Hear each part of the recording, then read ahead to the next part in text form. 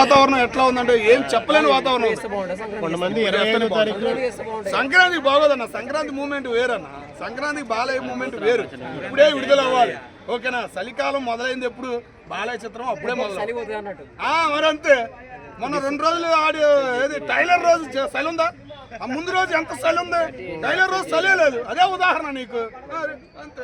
Balayya cinema release అంటే ఇవాళ night cinema ఉండదు, శివతాండవం ఆడబోతున్నారు. ఫుల్ హ్యాపీ అన్న. పొద్దున 9 దాకా బాధపడ్డాం, కానీ రష్యా సింహం మన ఇండియా సింహం కలిసి మా బాలయ్య గారి 3వ సింహాన్ని సినిమా రూపంలో చూడబోతున్నారని చాలా హ్యాపీ అనిపించింది అన్న. కొద్దిగా బాధ అనేది అనిపించింది అన్న. చాలా మంది టికెట్లు స్టేటస్లో పెట్టేశారు తీసేసుకుని. మరి ఆ టికెట్లు మరి ఎట్లా కూడా మన యజమానులు కొద్దిగా ఏదైనా చేయాలి, ఆ టికెట్లు ఎట్లా కూడా మళ్ళీ తీసుకునేటట్టు. కానీ ఏదైనా కొద్దిగా బాలయ్య గారు కూడా ఒక సమాచారం అనేది ఇవ్వాలని కోరుకుంటున్నాం. శివ తాండవం నిజంగా శివుడి భక్తుడు, శివుడిని పూజించే ఎవరైనా కానీ 20 రోజుల నుంచి ఇదే స్టేటస్ పెట్టుకుంటున్నారు.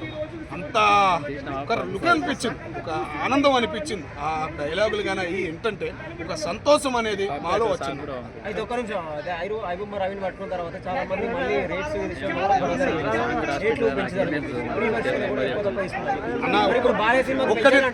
ఒక్కటి పవన్ కళ్యాణ్ సినిమా వేరే వేరే వాళ్ళ సినిమా రేట్ల గురించి అయితే ఎవరైనా మాట్లాడతారు, బాలయ్య సినిమా గురించి రేట్ల గురించి అటు ప్రతిపక్షం మాట్లాడదు, ఇది అధికారం మాట్లాడదు, ఎవడు మాట్లాడే దమ్ము అనేది లేదన్న.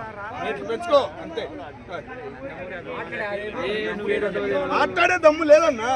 అది ఓపెనింగ్ చెబుతున్నా. మిగతా వాళ్ళ గురించి అన్ని మాట్లాడతారు రేట్లు పెంచాలని బయటకు వచ్చి. ఈ సినిమా రేట్లు పెంచినా తగ్గించినా సినీ చరిత్ర మొదలైందే అక్కడి నుంచి అన్న. ఎవరైనా మాట్లాడేది సినిమా హాల్ చరిత్ర మొదలయ్యిందే నందమూరి ఫ్యామిలీ నుంచి.